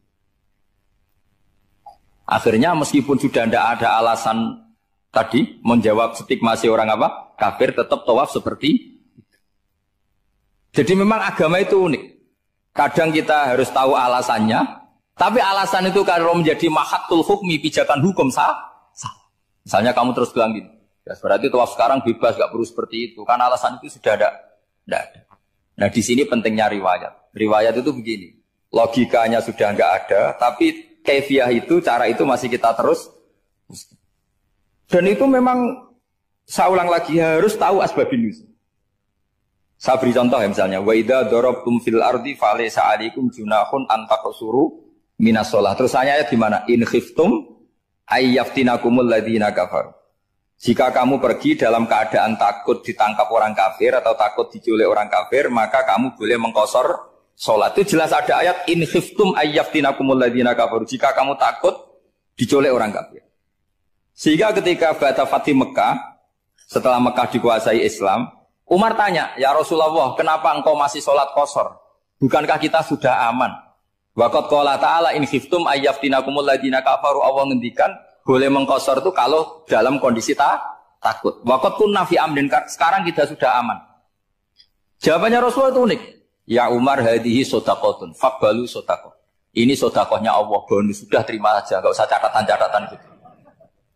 Sehingga era Umar ya ada lagi yang tanya Umar begitu. Kata Umar, sa'altu dzalika Rasulullah sallallahu alaihi wasallam faqala hadhihi shadaqatu wa faqbalu shadaqah. Sudah ini bonus dari Allah, terima saja. Ini kan unik. Padahal kalau secara disiplin ilmu kan begini. Kamu boleh mengqasar sholat kalau dalam bepergian dan dalam keadaan takut. Logika hukumnya kalau tidak takut, tidak usah. Sama seperti begini. Kamu kalau pergi jauh seperti saya Pak On, itu ngosor sholat apa enggak ngosor kan? Alasannya kalau kosor itu, kalau pergi itu masyakot, repot. Sekarang pergi kita pakai Alphard, pakai Innova. Bawa uang, disupirin, itu masyakot enggak? Enggak kan? Tetap boleh jamaah enggak? Boleh. Sebenarnya kamu jamak itu karena pengetahuan hukum apa karena enak jamak? Kalau alasannya masyakot kan sekarang sudah ada, nggak repot. Ya sudah pakai hadis tadi, ini hadiah, terima saja. Jadi makanya agama itu riwayat. Tapi ada saja ulama yang agak balik loh. Agak balik gini, banyak juga ulama misalnya duwe gawe, ibunya sakit terus ribet jamak sholat. Kenapa? Ribet ngurumat ibu. Makanya ada saja kiai yang duwe gawe mantu itu terus jamak sholat, tapi jangan ikuti. Tapi ada saja karena alasannya jamak itu karena apa? Repot. Ya ada saja, tapi ya jangan ditiru. Cuma saya ini cerita analisis hukum itu memang agak-agak unik. Jadi tadi kadang Nabi itu ditanya, ya Rasulullah kita dulu boleh jamak qasar ini kan karena in khiftum ayyaftinakumul ladzina kafaru, takut diancam orang kafir. Sekarang aman, kenapa tetap jamak? Jawabnya Nabi, ini hadiah, terima saja. Ya ada sahabat yang bantah, kenapa Nabi? Allah itu zat yang baik, kalau sudah ngaji bonus nggak pernah ditarik lagi. Makanya Nabi kalau berdoa itu unik. Ya, siapa yang disiksa di dunia karena dosanya, fawahu akramu min ayyus sanniya uqubatahu fil akhirah. Kalau ada orang salah kok di dunia sudah dikasih sanksi, Allah itu lebih mulia untuk mengulang nanti di akhirat. Akram itu Allah terlalu mulia, maksudnya orang kepikiran wis males ya selesai, tidak akan di. Kalau sampean kan enggak, masih ingin lagi. Jadi itu cara berpikir apa? Nubuah. Jadi berpikir nubuah itu beda. Ada orang pas sujud diinjek sama orang fasik, diinjek. Kemudian si yang sujud tadi, wallah la yaghfiru wa laka, demi Allah tidak akan ngampuni kamu. Itu langsung Allah memberi wahyu sama Nabi di zaman itu. Bilangin yang sedang sujud itu, dia harus minta maaf sama saya, kata Allah. Mangzalladzi yata'alla ala fulan. Dia bersumpah bahwa Allah tidak akan memaafkan orang, itu harus diralat. Nabinya iskal, kenapa ya Allah? Yang Tuhan itu saya ini punya sifat dua, bisa menyiksa dan bisa memaafkan. Kenapa dia milih sifat saya satu tidak memaafkan? Akhirnya apa?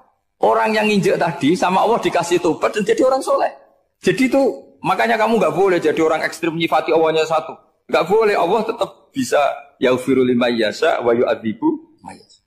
Sifatnya Allah dua ya tetap dua, nggak boleh kamu pilih satu. Misalnya kamu kan biasanya gini, yang ghafur untuk kamu, yang sadidul uqab untuk orang lain. Mesti kelakuannya sama kan begitu. Nggak boleh seperti itu. Rasulullah kayak apa bencinya sama Wahsy? Karena Wahsy itu qatilu Hamzah. Yang membunuh Sayyid Hamzah siapa? Itu bencinya bukan main Rasulullah. Sampai maksud-maksud Wahsy. Tapi sama Allah malah diturunkan ayat laisa laka minal amri syai'un aw yatuba alaihim aw yu'adzib. Muhammad, meskipun kamu kekasih saya itu tidak wilayah kamu, maafkan atau enggak, terserah saya, kata Allah. Ternyata betul, malah Wahsy dikasih tobat. Nah sekarang enggak, orang itu nyifati Allah sama orang lain sadidul iqab, kalau sama dirinya enggak boleh seperti itu. Allah ya sifatnya tetap. Jadi boleh kamu misalnya berdoa, ya Allah mbak yang cantik itu semoga dapat jadi istri saya. Mbaknya juga boleh berdoa, ya Allah naudzubillah min dzalik. Jadi ini adu kekuatan, nanti terserah, nanti Allah pihak yang mana? Kayaknya pihak yang perempuan mungkin. Karena kasihan kan kalau cantik dapat orang apa? Jelek. Saya tuh andaikan boleh fatwa fikih, yang saya haramkan tuh orang jelek dapat orang jelek. Karena kasihan anak-anaknya, tahu-tahu jelek banget. Jadi kan kasihan itu. Jadi dalam Islam itu seperti itu. Jadi apapun benci kita sama musuh kita, Allah bisa saja memperlakukan musuh kita secara baik. Karena Allah itu yaghfir. Tetapi kita harus sifati Allah yaghfiru liman yasha wa yu'adzibu. Jangan karena kita benci seseorang seakan-akan Allah sama dia pasti menyek. Itu yang dicontohkan Allah kepada Rasulnya. Itu beliau tidak cocok sama Wahsy, malah Wahsy dikasih petunjuk. Makanya terus ada ayat apa? Laisa laka minal amri syai'un aw yatuba alaihim aw yu'adzib.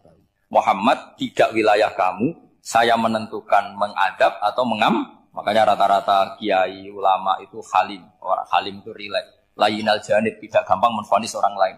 Biar Allah tetap dengan sifatnya yaf'alu ma yasha, bahwa Allah bisa melakukan apa saja. Soal kamu benci sama seorang, benci saja atas nama kamu. Jangan nyatut-nyatut Allah. Misalnya kamu cinta seseorang, wah ini yang calon presiden ini harus jadi presiden. Ternyata Allah menghendaki jadi menteri, mau apa? Ya Allah yaf'alu ma yasha, mau apa coba? Yang kiai atau Pak On, di KAI, pantasnya kan Menteri Agama itu Pak On. Tapi kalau Pak yang takdir gitu mau apa ya sudah, Allah ya falu, santai. Itu rileksnya ahlul ilmi ya sudah santai saja. Ini negaranya Allah, ini kerajaan Allah, ini buminya Allah, ya Allah biarin ya falu. Mas, jadi Tuhan Allah kamu yang repot. Jadi Tuhan itu Allah kamu yang repot. Ya Allah biar tetap ya falu, mayasa. Allah boleh yaghfir liman yasha wa ya'tibu mayasa. Alhamdulillah utawi sakabehane puji kulillahi kagungane Allah ala silatihi ing atase peparing Allah. Jadi sing pertama maca napa silah napa ala silatihi ing atase peparing Allah. Mulane darani silaturahim penyambung rahim. Manan nyambung rahim iku nek iso yo ngekeki. Ora mau titip salam tok. Wong iso kae. Suma salam wahi mongko nuli te salami Allah lan iki ma'a sholatihi. Ya, jadi yang pertama silah pemberian atau peparing, yang kedua apa? Salat. Ala nabi yang ngatasi nabi ja kang rawuh sapa nabi bitauhid lawan beto tauhid. Waqat arolan teman-teman dadi udo. Aro uryanan udo apa dinu agama udo anit tauhid saking tauhid. Jadi maksudnya ketika nabi rawuh semua yang mengatasnamakan sebagai agama niku pun terlepas saking napa tauhid. Jenenge apa waqat arad dinu anit tauhid. Jadi kepada Nabi Muhammad yang datang membenahi tauhid yang sesungguhnya saat itu agama-agama yang lain meskipun mengatasnamakan agama tapi sudah telanjang atau terkosongkan dari apa? Jadi resikone tauhid iku luwe apik timbang nuruti rasa. Mulane kula bolak-balik fatwa bolak-balik matur agama ora iso dikawal mek khusyuk. Khusyuk itu kadang-kadang malah ngrusak agama. Senajan to barang apik napa? Kudu nomor 1 ku ilmu napa? Ilmu. Kok khusyuk itu nomor 2. Misalnya contoh gampang ini. Perasaane wong khusyuk. Mulane kula seneng sampean ra khusyuk. Senajan to aku yo ngerti ra krana ilmu, pokoke seneng. Mesti watak no. Watak ya turunan macam-macam. Agama nak digawa wong khusyuk, iku mesti perasaane ngene. Nak apik iku minallah, nak elek iku minasyaiton. Ya tak baleni nak apik iku minallah, nak elek iku minasyaiton. Karena gak siap, saya ulang lagi ya, gak siap menisbatkan elek pada Allah. Tapi teori wong khusyuk ngene iki ku lali, berarti hunaka di sana agamane Allah iki di alam raya ini ana saltonah, ana kekuasaan di luar Allah iku ora mikir. Mulane perdebatan Imam Sanusi mewakili ahli sunnah mbek Mu'tazilah ngono. Dari Imam Sanusi kita yakin kan masyhur kan iman rukun keenam apa khairihi wa syarrihi. Iku hebatnya Islam. Islam iku agama sing paling ngidolakno Allah, paling mentauhidkan Allah, paling mentakbirkan Allah, paling memuji Allah. Tapi wasemono rukun iman iku khairihi wa syarrihi min Allah. Kowe gelem ra gelem raimu elek ya kersane Allah. Kowe goblok ra apal-apal ya kersane Allah. Mulane kiai iku ra iso tegas wong kersane Allah. Mulane kiai kowe aku beja-bejane wong mergo kiai ini ahli apa? Tauhid. Ora wong goblok ya tenang. Ora santri ra jelas ya tenang. Dalil apa khairihi? Itu nak pondok unggulan apa? Oh ribet ana santri goblok ribet. Kurang ngaji kok. Kakean manajemen apa? Ben aku iman tenan ya khairihi. Nah ketika Mu'tazilah mengatakan bagaimana mungkin Allah menghendaki syarr. Inna Allah ta'ala naha anisarri kaifa aroda. Mu'tazilah masuk akal. Bagaimana mungkin Allah melarang keburukan kemudian dia menghendaki. Apa? Kaifa aroda syarra wa huwa nahahu. Bagaimana dia menghendaki keburukan sementara Allah melarang itu. Orang Mu'tazilah agak masuk akal. Akhirnya Imam Sanusi ngendikan berarti waqa'a fi mulkihi ma la yuridu. Apa? Waqa'a fi mulkihi ma la yuridu. Berarti Allah sing jarene pangeran mimpin alam raya ini sering terjadi sesuatu di luar kendalinya. Dewa terus gak tauhid to? Lah iya nak goblokmu, kelirumu iku kok setan. Berarti banyak kejadian di alam raya ini yang Allah tidak bisa mengendalikan. Waqa'a fi mulkihi ma la yuridu. Jadi kira-kira Allah dilapuri Gusti Hollywood kok akeh maksiat, Bali akeh maksiat. Aku daerah berkutik sakjane ora karep ngono, iku setan iku. Lah aku pengen lawan, gak iso kan ribet. Senajan to sesuai nurani karepe wong Islam yumni khairihi minallah, syarrihi minasyaiton. Tapi risikone nanti berarti Allah gak berkutik di depan setan.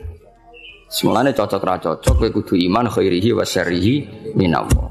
Nah, soal engkau nak ilmu wis bener, saya ulang lagi. Soal engkau nak ilmu wis bener khairihi wa syarrihi minallah. Kowe oleh bi hukmil adab. Ya saya ulang lagi bi hukmil adab, ora bi hukmil hak, bi hukmil adab. Kowe darani khairihi minallah, syarrihi dinisbatno ning setan. Tapi kowe ngomong ngono bakdo benere tauhid. Ya sawise benere tauhid. Ya. Tak paham ya. Jadi kita kudu yakin khairihi wa syarrihi minallah. Senajan to sakwise iku ana hukum ada. Kenapa kang rapal-apal? Mari aku ora sregep. Kadang-kadang kenapa rapal-apal? Wis turunan. Pokoke kapan-kapan ngomong ngono gak apa-apa. Senajan to ning atimu wis ditulis ning kodok. Kodar. Paham ya? Khairihi wa syarrihi minallah. Ya eling-eling. Jadi umpama agama dikawal mek khusyuk mesti darani khairihi minallah syarrihi minasyaiton. Resikone tadi waqa'a fi mulkihi ma la yuridu. Jadi gampangane pangeran ning gone Mekah sapa Allah, ning gone Madinah Allah, ning Hollywood ora Allah wong gak di kekuasaan ning kono. Kan ngeri. Ada kerajaannya Allah kemudian penguasanya setan dan yang menentukan perilakunya setan. Lha iku ra tauhid. Ngomong ngono iku jenenge gak. Lha iku mirip faham-faham Persia. Ya ana Tuhan Yazdan, Tuhan apa Ahroman. Ada Tuhan gelap, ada Tuhan sinar.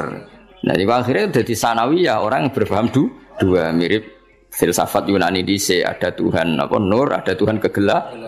Nah, agama enggak mau seperti itu. Agama kudu tauhid, khairihi wasyarrihi.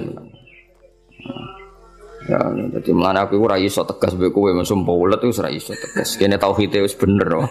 Khairihi wasyarrihi minallah. Kowe kerinter ya kersane Allah, giyoblok ya kersane Allah. Paham ya? Senajan to kok ibu-ibu rontok sosiologi, rontok iso ngamati. Kenapa goblok? Mari aku rasa sekep. Kenapa gak lanyang? Jarang deres. Kadang-kadang ngomong kenapa turunan. Kadang-kadang kurang wesel. Pokoknya gak apa-apa lah. Tapi ku kabeh hukumil adat. Tetap hakikate iku khairihi wa syarrihi minallah.